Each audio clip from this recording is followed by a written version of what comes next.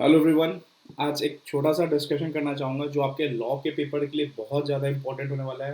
कान खोल के सुन लेना, ठीक है? थोड़ा सा अटेंटिव हो जाना, बिकॉज लॉ सबको आता है। ठीक है, ऐसा नहीं है कि आपने अगर सेक्शन नंबर 149 से स्टार्ट किया होगा, लास्टली आप गए होगा कंपनी लॉ में, आपको कहीं ना कहीं सब पता है। बट स्टिल नंबर क्यों नहीं आते? बहुत सिंपल सा रीज़न है, प्रेजेंटेशन।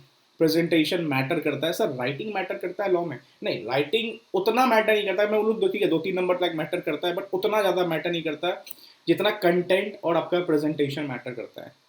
मेरे पास भी बहुत सारे टेस्ट कॉपीज आते हैं जिसमें ना, ठीक है, कंटेंट ओके है, अगर उस बंदे ने प्रेजेंटेशन सही किया है तो एज अ एग्जामिनर या एज अ पेपर जगह समझ जाओ, मुझे वो पढ़ने में मजा आता है, मुझे नंबर देने में अच्छा लगता है। अब कुछ स्टूडेंट ऐसे आते हैं जो स्टार्ट करते हैं और लास्ट करते हैं, बीच में कोई फुल स्टॉप, कोई पैराग्राफ चेंज नहीं, कोई लाइन ब्रेक नहीं, कोई कुछ नहीं। तो वो कहीं ना कहीं रिजेक्ट कर देता है, पढ़ने में लगता है यार क्या लिख रहा है, ये तो इससे राइटिंग हो गया जो हम लोग 5-6 क्लास में करते थे। वो सब नहीं करना है, कुछ पॉइंट्स पे डिस्कस करूंगा। अभी आईसीए का पैटर्न थोड़ा चेंज है, बिकॉज आप देखोगे क्वेश्चंस में तो रिक्वायरमेंट्स बढ़ा दिए। पहले क्या था, एक सिंपल सा पैराग्राफ आता था, हाँ ये होगा या नहीं होगा बताओ। अब क्या है, ए ये होगा या नहीं होगा, बी होगा तो क्या होगा, सी कुछ और पॉइंट्स, तो रिक्वायरमेंट्स बढ़ गए हैं। तो अब बेटर क्या है, पहले क्या था, प्रोविजंस भर के लिखो, एनालिसिस कर दो, कंक्लूजन वन लाइनर। अब कहीं ना कहीं कंक्लूजन पार्ट बहुत ज़्यादा इंपॉर्टेंट हो गया। अगर आपका कंक्लूजन पार्ट रॉन्ग हो रहा है तो ऐसे वहाँ पे आपको 0 मार्क्स देना है। तो कहीं ना कहीं मैं बोलूँगा क्वेश्चन आपके हाथ में आए, कंक्लूजन समझ जाना कि हाँ मेरे को तो अगर मान लो 50 रिक्वायरमेंट आ रहा है सारे क्वेश्चंस मिला के, हर क्वेश्चन में 3-3 रिक्वायरमेंट है या 2-2 रिक्वायरमेंट है, तो 20-25 रिक्वायरमेंट तो मेरे को आनी ही चाहिए, तब भी आपका गेम बन पाएगा लॉ के पेपर में। इसलिए बोलता हूँ प्रोविजंस क्लियर करो। एंड इंपॉर्टेंट लॉ डिस्कशन मैं ऑलरेडी वीडियो डाल रहा हूँ, पावर पैक रेडी आपके लिए। इंपॉर्टेंट सेक्शन लिस्ट डाल दिया मैंने, प्ले स्टोर पे ग्रुप 1 की पूरी एलडीआर है, स्पेशली लॉ का तो मैं डिस्कशन कर रहा हूँ यहाँ पे। एंड अभी कुछ पॉइंट मिस्टेक्स जो होते हैं मोस्टली वो मैं आपके साथ डिस्कस कर रहा हूँ। तो चलो लाइक कर देना, शेयर कर देना फ्रेंड्स के साथ, उनको भी पता चल जाए कि यहाँ पे मिस्टेक नहीं करना है। चलो आ जाओ, और भी सारे डाउट्स है यहीं पे क्लियर करेंगे। अब सर सुनो, मैंने नवंबर 22 का पेपर यहाँ पे ले लिया है, देख सकते हो स्क्रीन पे। अब कभी कभी देखो, पहला डाउट क्या आता है जो बहुत इंपॉर्टेंट आपको समझना, सर इस टाइप के क्वेश्चन आ जाए तो क्या करना। लाइक पूछ तो दिया इसने, रिक्वायरमेंट अपना पूछा, फर्स्ट में compliance procedures as regard to amendment of MOA और compliant procedures as regard to closure of Mumbai office. Sir मैं पढ़ाने नहीं वाला हूँ, आंसर बताने नहीं वाला हूँ, मैं बता रहा हूँ प्रेजेंटेशन कहाँ मैटर करता है। 80-90% केस में, या मैं बोलूँ आप एग्जाम में इसी बेसिस पे लिख के आना, बहुत फ्रूटफुल होने वाला है। अब देखो 1 और 2 पूछ दिया, पहला डाउट क्या आता है स्टूडेंट का, सर हम पूरा प्रोविजन लिख दें, ठीक है, 1 और 2 सबका प्रोविजन लिख दें, देन हम एनालिसिस करें, या हम 1 लिख के ये ऐसे हुआ एंड 2 लिख के ये ऐसे हुआ। एग्जामिनर को कैसे पता चलेगा ये 1 वाले का प्रोविजन ये एंड 2 वाले का प्रोविजन ये है? ठीक है, अब देखो सर करना क्या है, जैसे भी 1 और 2 का आ रहा है आप नॉर्मल सा लिखो आंसर नंबर, ठीक है, 5B, 1 पॉइंट देके। अब 1 का जो भी प्रोविजन होगा आपको पूरा प्रोविजन लिखना है, ज़्यादा है तो ऊपर में वर्ड लिख दो, दैट इज प्रोविजन। देन पूरा प्रोविजन आप कंप्लीट करो, देन यहीं पे अपना एनालिसिस कंप्लीट करो एंड यहीं पे कंक्लूजन कंप्लीट करो। फिर सेकंड पॉइंट दे दो कि compliance as regard to closure, उसको प्रोविजन लिखो, एनालिसिस लिखो, कंक्लूजन लिखो। कंक्लूजन लिखने के लिए देखो, प्रोविजन वर्ड लिखना है लिख दो, एनालिसिस वर्ड लिखना है लिख दो, कंक्लूजन आपको लिखना पड़ेगा। बिकॉज एग्जामिनर को पता कैसे चलेगा, जैसे आप प्रोफेशनल एथिक्स पढ़ते हो, गिल्टी नॉन गिल्टी, तो यहाँ पे पता चलेगा ना कि यहाँ पे क्या फाइल करेगा, FC2 फाइल करेगा, 30 डेज में फाइल करेगा, तो वो कंक्लूजन आपको लिखना चलेगा। या नहीं फाइल करेगा तो नो फाइलिंग लिखना पड़ेगा आपको, एंड उसको बॉक्स बना के या कहीं ना कहीं आप अंडरलाइन कर दिया करो। कंक्लूजन कंक्लूजन आपको सेपरेट लिखना है, प्रोविजन लिख दो, एनालिसिस लिख दो, मतलब प्रोविजन नहीं भी लिखे, एनालिसिस नहीं भी लिखे, कंक्लूजन जरूर लिखो।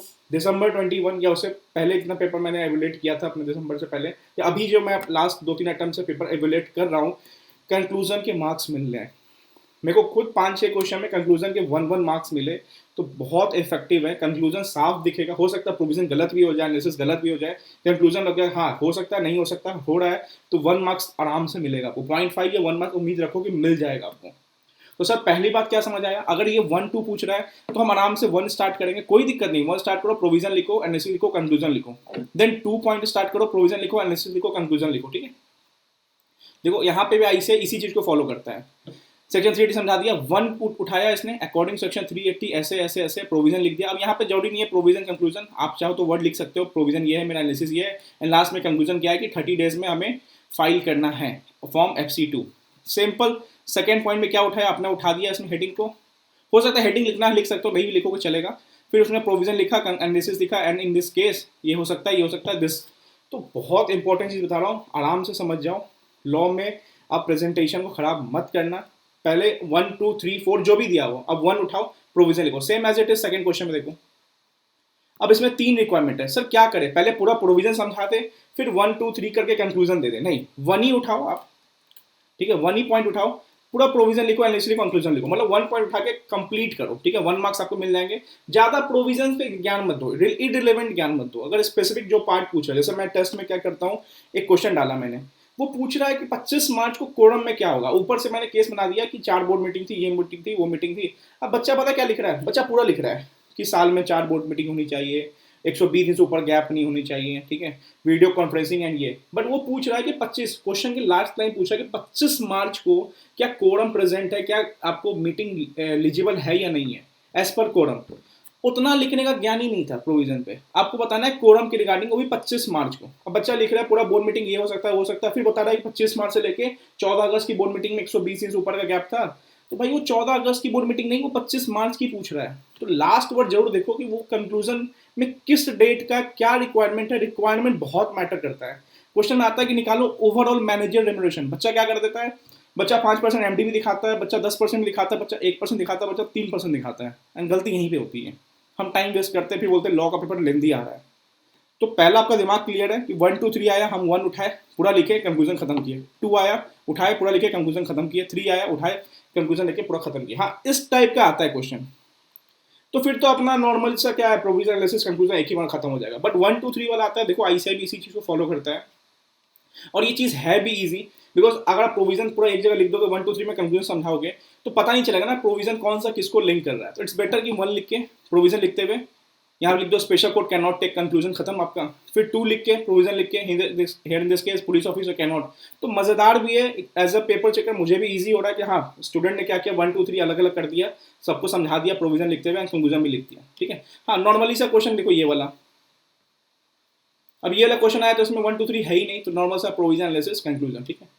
तो जहाँ पे 1 2 3, जैसे ये 1 2 3 4 देखते हो, तो मोस्टली 80% केसेस में आईसीआई ने इस तरीके से ही फॉलो किया है, ठीक है। तो इस तरीके से ही फॉलो करते देखो 1 2 3 4, ठीक है। तो सबका अपना प्रोविजन लिखते हुए, ठीक है, एनालिसिस करते हुए खत्म कर दो।